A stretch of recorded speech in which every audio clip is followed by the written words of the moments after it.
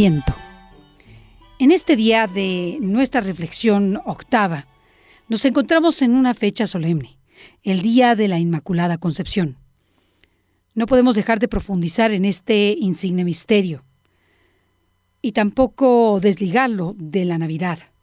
Ya que nuestro Salvador ha nacido hoy, alegrémonos. No puede haber, en efecto, lugar para la tristeza. Cuando nace aquella vida que viene a destruir el temor de la muerte y a darnos la esperanza de una eternidad dichosa. Que nadie se considere excluido de esta alegría, pues el motivo de este gozo es común para todos. Nuestro Señor, en efecto, vencedor del pecado y de la muerte, así como no encontró a nadie libre de culpa, así ha venido para salvarnos a todos. Alégrese pues el justo, porque se acerca la recompensa. Regocíjese el pecador, porque se le brinda el perdón. Anímese el pagano, porque es llamado a la vida eterna. Esto mismo decía San León Magno en su sermón primero sobre la Navidad. Y esto mismo decimos junto con la gloriosa fiesta de la Inmaculada Concepción. Fiesta que nos permite descubrir un misterio que va muy cerca de la Natividad del Señor. El dogma de la Inmaculada Concepción es un artículo de nuestra fe. Por este dogma sostenemos que María es Madre de Cristo. Y a diferencia de todos los demás seres humanos, ella no fue alcanzada por el pecado original, sino que desde el primer instante de su concepción, es decir, desde su ser personal, estuvo libre de todo pecado. No debemos confundir esta doctrina con la de la maternidad virginal de María, por la cual sostenemos que Jesús fue concebido sin intervención de varón, solo con la intervención del Espíritu Santo, y que María permaneció virgen antes, durante y después del parto. Al desarrollar la doctrina de la Inmaculada Concepción, nuestra Iglesia contempla la posición especialísima de María como Madre de Jesús. Sostiene que Dios preservó a María libre de todo pecado y aún más, libre de toda mancha o efecto del pecado original, que había de transmitirse a todos los hombres por ser descendientes de Adán y Eva, en atención a que iba a ser la Madre de Cristo, que es también Dios, la segunda persona de la Santísima Trinidad. La doctrina reafirma con la expresión llena eres de gracia, gracia plena, contenida en el saludo del ángel de Gabriel, que se encuentra contenido en la Escritura, en el Evangelio de San Lucas, en el capítulo 1, versículo 28. Y en la oración del Ave María, que a este respecto menciona precisamente este acontecimiento de estar libre de mancha del pecado original y estar llena de gracia. Muchas alabanzas se han dado con relación a esta fiesta y a la Virgen Santísima por ser Inmaculada Concepción. Los padres de la Iglesia, como San Justino, San Ireneo, San Efrén, San Ambrosio y San Agustín, hacen extraordinarias alabanzas a María Inmaculada. Por ejemplo, San Efrén, al referirse a Jesucristo y a la Virgen, dice: «Tú y tu madre sois los únicos que en todo aspecto sois perfectamente hermosos, pues en ti, Señor, no hay mancilla, ni mácula en tu madre». La idea de María como antítesis de Eva fue común y muy desarrollada por los padres de la Iglesia, hasta nuestros días y desde el inicio del cristianismo. Igual que una mujer, Eva había sido la causa de la perdición del género humano, María es entonces la causa de la salud del ser humano al ser la madre del Redentor. Desde el siglo V existía ya una fiesta a la Concepción de Santa Ana, fiesta que se inicia en el Oriente griego y se difunde por Italia meridional en el siglo VII, en Irlanda desde el siglo IX y en Inglaterra en el siglo XI o XI. Durante los siglos XII y XIV surgieron diversas controversias y debates teológicos sobre este específico asunto. Sixto IV y Alejandro VII, entre otros papas, prohibieron las enseñanzas contrarias a la doctrina de la Inmaculada Concepción. El movimiento inmaculista alcanzó gran pujanza durante las edades media y moderna gracias a los franciscanos, grandes devotos y propagadores de esta devoción mariana. Y la creencia piadosa en la Inmaculada Concepción se arraigó especialmente en España. Hay numerosos templos, capillas, ermitas, monumentos dedicados solamente a la Inmaculada Concepción, quien fue nombrada patrona del reino por Carlos III, y además él mismo creó la Orden de Carlos III en su honor. La doctrina de fe fue definitivamente definida como un dogma y revestida con ese carácter de infalibilidad e inmutabilidad el día 8 de diciembre de 1854, en la bula Ineffabilis Deus del Papa Pío IX o Pío IX. Desde entonces, el día 8 de diciembre ha quedado como la fecha de la fiesta de la Inmaculada Concepción en toda la Iglesia Católica. Especial relación de la Inmaculada tiene la aparición y manifestación de la Santísima Virgen en Lourdes, Francia, a Bernardita Soubirous. Ella se declaró como la Virgen María y al ser interpelada sobre su nombre, le dijo a la pastorcita: yo soy la Inmaculada Concepción. Usualmente se representa la imagen de esta advocación de Lourdes con una banda azul celeste color inmaculista ciñéndole la cintura.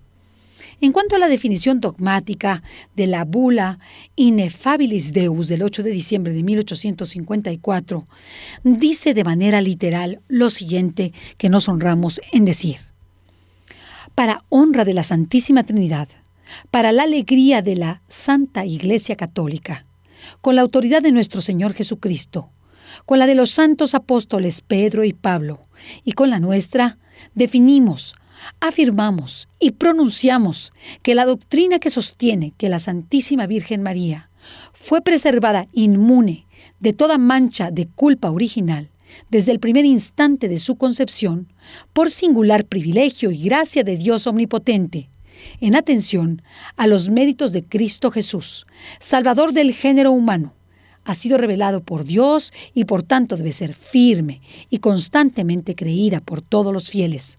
Por lo cual, si alguno tuviera la temeridad, lo cual Dios no permita, de dudar en su corazón lo que por nos ha sido definido, sepa y entienda que su propio juicio lo condena, que su fe ha naufragado y que ha caído de la unidad de la Iglesia, y que si además osaren manifestar de palabra o por escrito o de otra manera externa lo que sintieran en su corazón, por lo mismo quedan sujetos a las penas establecidas por el derecho.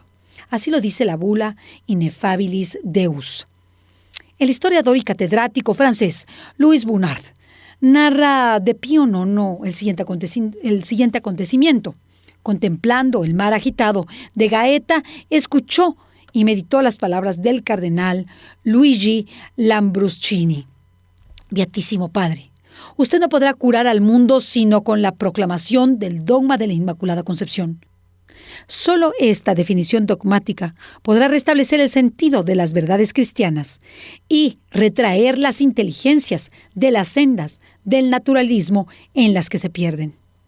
A mayor abundamiento, el historiador Francesco Guglietta, experto en la vida de Pío IX, señala que el tema del naturalismo, que despreciaba toda verdad sobrenatural, podría considerarse como la cuestión de fondo que impulsó al Papa en la proclamación de este dogma. La afirmación de la concepción inmaculada de la Virgen ponía sólidas bases para afirmar y consolidar la certeza de la primacía de la gracia y de la obra de la providencia en la vida de los hombres. Guglietta señala que Pío IX, pese a su entusiasmo, acogió la idea de realizar una consulta en el episcopado mundial que expresó su parecer positivo y llevó finalmente a la proclamación del dogma, este concepto tan extraordinario como el de la Inmaculada Concepción. La intervención de María en el mundo ha sido siempre extraordinaria. Jesucristo nos legó a María como madre. No podemos olvidar todas las gracias, favores y dones que la Virgen, como Inmaculada Concepción, le ha dado al mundo.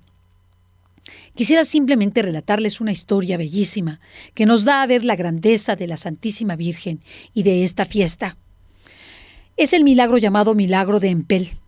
Esto sucedió un 7 de diciembre de 1585.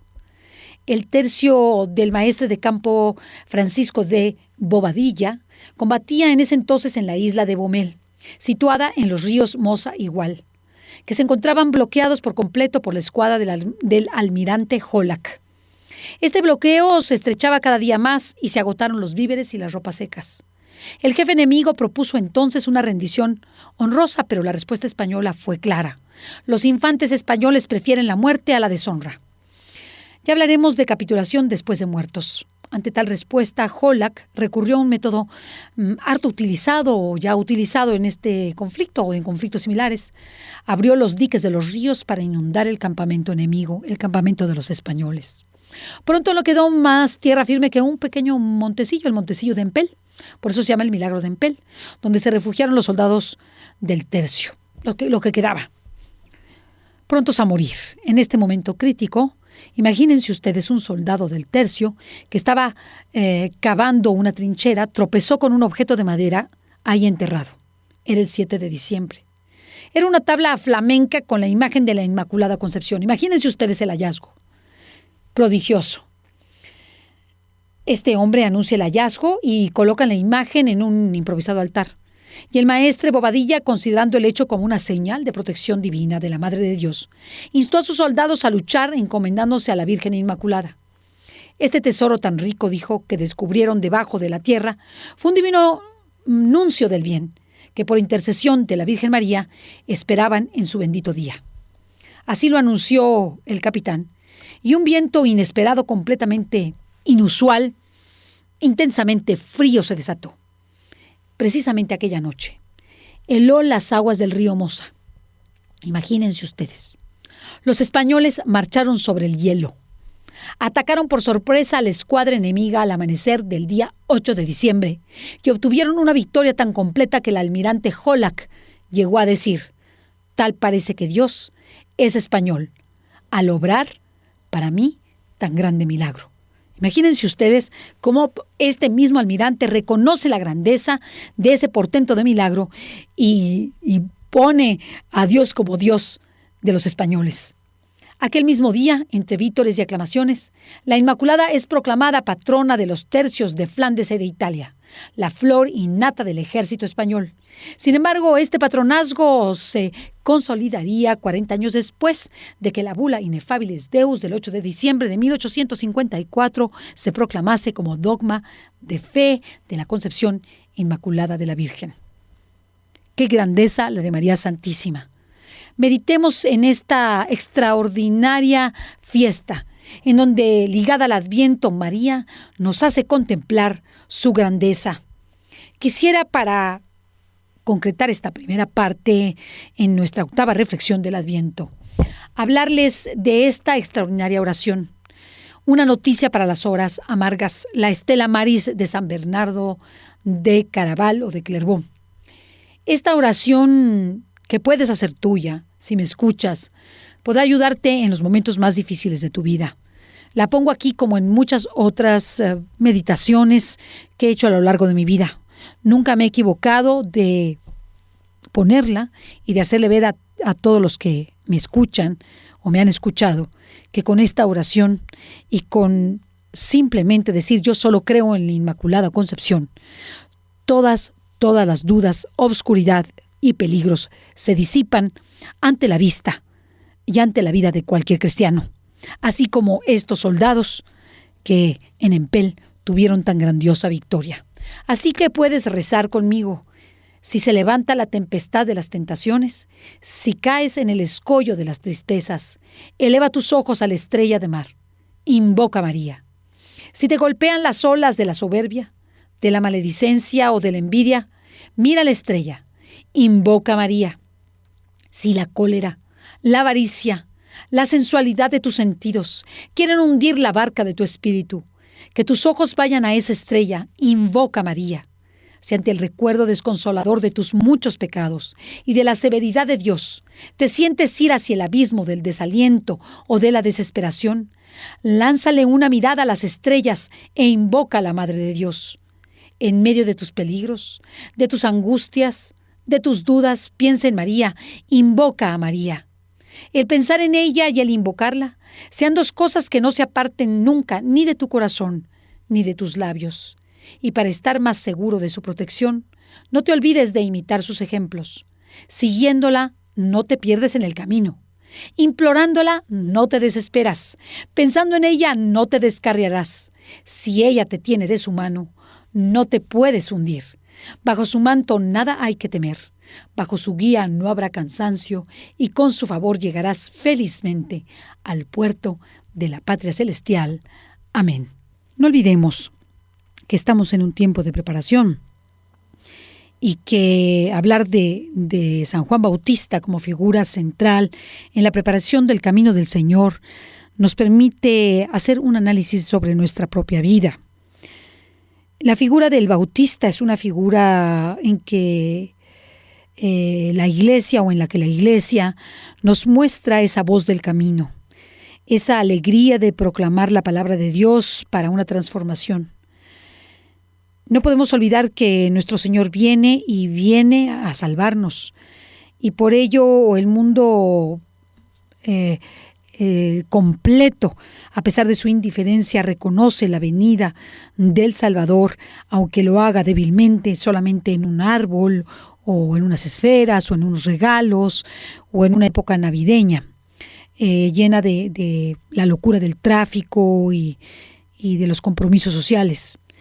Pero este reconocimiento, a pesar de ser un reconocimiento mundano o del mundo, es un reconocimiento absoluto y total de la presencia del Salvador en nuestras vidas. María y José también han advertido esto. Han advertido que su mundo, o en su mundo tampoco está Dios. A pesar de que podemos decir que en ese tiempo Dios aparentemente sitúa a la humanidad como una prioridad, o se sitúa en la humanidad como una prioridad.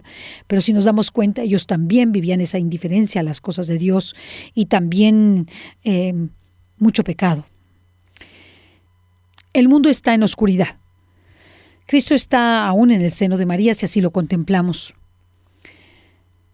Los judíos seguían disertando sobre el Mesías, sin sospechar de lo que tenían tan cerca. También el mundo estaba olvidado de él. Pocos esperaban la consolación de Israel. Simeón, Ana la profetisa, algunos más. Pocos. De la misma forma que nos encontramos en el Adviento. Pocos piensan en Jesucristo como Redentor. Quizás se concentran más en la fiesta o en el regalo. En este tiempo litúrgico, la Iglesia propone una meditación profunda en la figura de Juan el Bautista, porque este es de quien habló el profeta Isaías diciendo: voz del que clama en el desierto, preparad el camino del Señor, enderezad sus sendas. Si bien la llegada del Mesías fue precedida de profetas que anunciaban de lejos su llegada, como heraldos que anunciaban la llegada de una gran de un gran acontecimiento y de un gran rey, Juan aparece como una línea divisoria entre los dos testamentos, el Antiguo Testamento y el Nuevo Testamento. Y de esta forma Dios nos muestra que Juan es como que está en esa parte intermedia de la ley y los profetas hasta la aparición de él. Es la personificación de la antigüedad y el anuncio de los nuevos tiempos o del Evangelio. Es un representante de los padres ancianos y al mismo tiempo anuncia los tiempos nuevos. Es el profeta que lo es desde el seno de su madre. Aún no había nacido cuando la llegada de Santa María a casa de Isabel, que tiene en su vientre a San Juan el Bautista, salta el pequeño en su gozo dentro de su madre. Y así a él se le llamó profeta del Altísimo, porque su misión fue ir delante de Cristo, delante del Señor, para preparar sus caminos, enseñando la ciencia de la salvación a su pueblo y la ciencia de examinar nuestra conciencia. Como sabemos, Juan el Bautista fue un personaje muy especial. Su vida anterior a su encuentro con Cristo es una vida del todo un poco extraña para nosotros como católicos aún en este tiempo. Un joven o niño que se va a vivir al desierto, que se viste con pieles de animal, que come saltamontes, grillos y miel silvestre, que vive pobremente y austeramente y que se dedica a la meditación profunda y a la penitencia, y que solamente aparece para proclamar el camino del Señor e invitarnos a cambiar nuestra vida como lo hizo en aquel entonces de los judíos de su tiempo. Juan realiza por completo su cometido. Da la vida en el cumplimiento de su vocación. Como ustedes saben, Herodes le mandó matar, porque él mismo decía a Herodes: no te es lícito casarte con la esposa de tu hermano. Esto es adulterio. Y por eso la esposa de su hermano, con la que vivía Herodes, lo manda a matar a través de su hija. Herodías manda matar al Bautista a través de su propia hija. Así los primeros discípulos siguieron a Jesús por indicación expresa del Bautista, y otros muchos estuvieron preparados interiormente gracias a su predicación. La vocación abraza la vida entera y todo se pone en función de la misión que Dios nos encomienda. Depende de nuestra respuesta como Juan, para que más tarde podamos realizar esa misión, llamando a los demás a la conversión, llamando a los hijos de Dios a un cambio profundo de vida. Cada hombre en su sitio y en sus propias circunstancias tiene una vocación dada por Dios, pero de su cumplimiento dependen muchas cosas y muchas almas, sobre todo. De que tú y de que yo nos portemos como Dios quiere y hagamos su voluntad, dependen muchas cosas grandes. Acerquémonos al Señor y a todos los que nos rodean, para que de esa forma podamos ser ejemplares de ese testimonio en el trabajo, en la familia, en nuestras relaciones sociales, y podamos cambiar nuestro entorno, podamos cambiar nuestra nación. Hablemos de Cristo a nuestros compañeros y de este tiempo como un tiempo especial de cambio y de transformación dentro del trabajo y de nuestro estudio. Podemos hacerlo. Muchas veces callamos lo que podemos decir, y Juan el Bautista no se calló. Invitó a todos a la penitencia y a la oración, a cambiar la vida, a pedir esa conformidad con la voluntad de Dios y a no realizar obras malas. Es el maestro de la conciencia y del examen de conciencia. ¿Qué he hecho bien? ¿Qué he hecho mal? ¿Qué debo hacer mejor? Por ello, la humildad de Juan nos hace saber que nosotros también tenemos que ser humildes y de que es necesaria esta virtud para realizar todo el apostolado que queramos realizar. Siempre sabiendo que quien da los frutos es Dios, siempre sabiendo que para hacer su voluntad tenemos que ser obedientes, y siempre sabiendo que es obra de Dios todo cuanto hagamos de bien en mejor. Todo lo que poseemos es tan superior a lo que Juan tenía, que Jesús mismo pudo decir que el más pequeño en el reino de Dios es mayor que Juan. Sin embargo, ¿qué diferencia? Jesús está a punto de llegar y Juan vive fundamentalmente para ser el precursor. Nosotros somos testigos, pero ¿qué clase de testigos somos? ¿Cómo es nuestro testimonio cristiano entre nuestros colegas, en la familia, en nuestro ambiente social? ¿Tiene suficiente fuerza para persuadir a los que no creen todavía en Cristo, o están tibios o indiferentes, a quienes no le aman, a los que tienen una idea falsa de Jesucristo o de nuestra fe católica? ¿Es nuestra vida una prueba, al menos una presunción a favor de la verdad del cristianismo?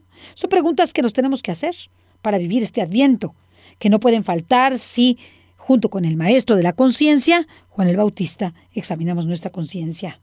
El Señor viene. Juan sabe que Dios prepara algo muy grande, de lo cual él debe ser instrumento, y se coloca en la dirección que le señala el Espíritu Santo. Nosotros sabemos mucho más acerca de lo que Dios tenía preparado para toda la humanidad, y nosotros conocemos a Cristo y a la Iglesia y a los sacramentos, la doctrina salvadora perfectamente enseñada, el Evangelio, en fin, tantas y tantas cosas. Sabemos que el mundo necesita de Jesucristo, necesita que Cristo reine. Sabemos que esa felicidad y la salvación de los hombres dependen de Cristo y de que creamos en Él. Tenemos al mismo Cristo, al mismo que conoció y anunció el Bautista entre nosotros y en la Eucaristía. Por eso somos testigos y precursores, y debemos serlo, sobre todo en este Adviento. Debemos dar testimonio y al mismo tiempo señalar a otros el camino. Grande es nuestra responsabilidad, porque ser testigo de Cristo supone, antes que nada, procurar comportarnos según su doctrina, luchar para que nuestra conducta recuerde a Jesús. Y de esa forma evocar su figura amabilísima. Nos hemos de conducir de tal forma que todos los demás que nos vean, al vernos, digan, este es cristiano. Y vamos a distinguir católico, porque ya hay muchos cristianos, pero no católicos. O sea, este es católico. ¿Por qué no odia? Porque sabe comprender. Porque sabe perdonar. Porque no es un fanático, porque vive de fe. Porque pone por encima a Dios y a sus hermanos. Porque no se deja guiar por sus instintos y pasiones. Porque es sacrificado. Porque es templado. Porque es paciente. Porque es casto. Porque es caritativo. Porque ama a Dios sobre todas las cosas, porque siempre manifiesta sentimientos de paz y de amor a todos los demás. Entonces, daremos testimonio. Si obramos así, seremos otros bautistas, seremos esos precursores de Cristo en el Adviento. Quizá el mundo ahora, en muchos casos, tampoco espera nada, o espera otra dirección, otra cosa como lo esperaban los judíos, donde no vendrá nadie. Los mismos judíos siguen esperando al Mesías. Muchos se hallan volcados en sus bienes materiales, como si fueran el bien último. Otros llenan su corazón de amores humanos, de dinero, de fama, de prestigio, pero no ven el camino. De esa forma a todos conocéis, nos dice San Agustín, lo que cada uno de vosotros tiene que hacer en su casa, con el amigo, el vecino, con su dependiente, con su superior, con el inferior, con todos. Conocéis también de qué modo da Dios ocasión, de qué manera abre la puerta con su palabra. No queráis, pues, vivir tranquilos hasta ganarlos para Cristo, porque vosotros habéis sido ganados por Cristo. Qué importante hacer apostolado. Qué importante hablarles a los demás de Dios. Qué importante dar consuelo y luz a aquellos que la han perdido.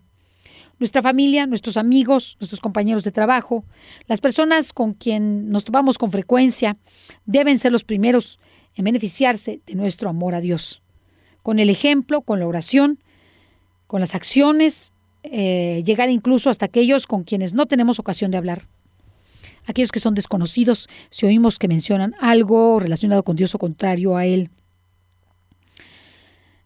Nuestra gran alegría será haber acercado a Jesús, como lo hizo el Bautista, a muchos que estaban lejos o indiferentes, sin perder de vista que es la gracia de Dios y no nuestras fuerzas, como ya lo decíamos, humanas, las que consiguen mover a las almas y los corazones.